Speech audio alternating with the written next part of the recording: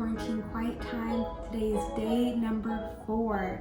So I hope you guys are all following along and enjoying the plan vibes on the YouVersion Bible app, and make sure that you guys are friends with UCF so that you can follow along and make sure that you can write little messages and to talk it over, to talk about how you are connecting with God, what passages are speaking to you, and being able to connect with us and also everyone else at UCF daily.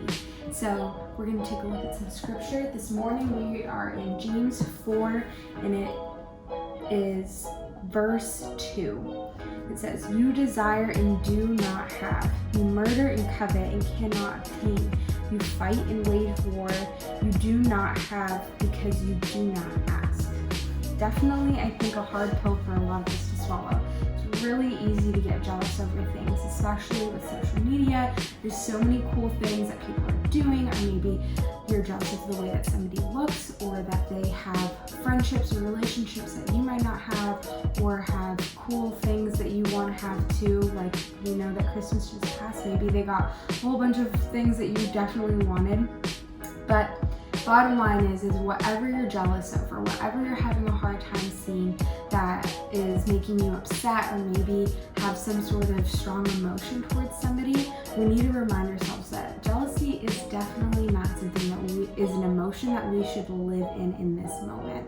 That sometimes we feel jealous over things, but that's not the way that we should be holding ourselves, in the posture that we hold ourselves.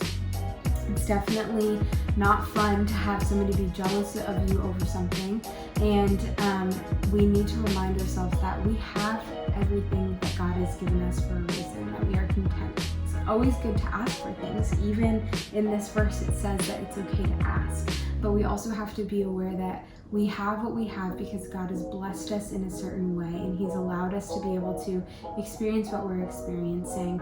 And when we see something that is causing us to be jealous, take a second and think about, why is this making me feel this way?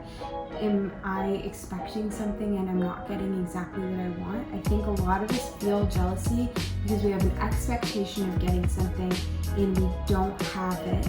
And then we see somebody else who may or may not have the same expectation as us, and they have exactly what we want.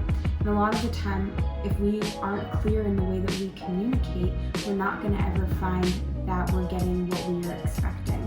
And so I encourage you guys to take a moment and think about all the times, maybe this past week, or maybe even just today, that you felt jealous or some sort of envy over what somebody else has, and think about why you're feeling that way.